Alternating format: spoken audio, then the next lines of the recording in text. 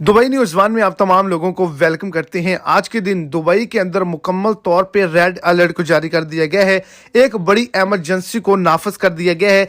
Dubai के तमाम रास्तों को मुकम्मल तौर पे बंद कर दिया गया है और ना सिर्फ दुबई के अंदर बल्कि अबू धाबी के अंदर भी रेड अलर्ट को जारी कर दिया गया है, क्योंकि एक बड़ी पेशन गोई की गई है। तमाम रास्तों को बंद किया गया है, कोई भी शख्स घरों से भी बाहर नहीं निकलेगा। इसी हवाले से आगे चल के मुकम्मल डिटेल्स आपको इसी शॉर्ट सी वीडियो के अंदर मिल जाएंगी।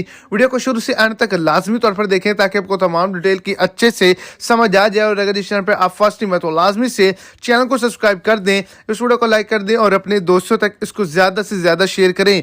यूएई गवर्नमेंट की जानिब से आज के दिन खतरे की घंटी को बजाया गया है कि महकमा मौसमियात की जानिब से एक बड़ी पेशन गोई की गई है।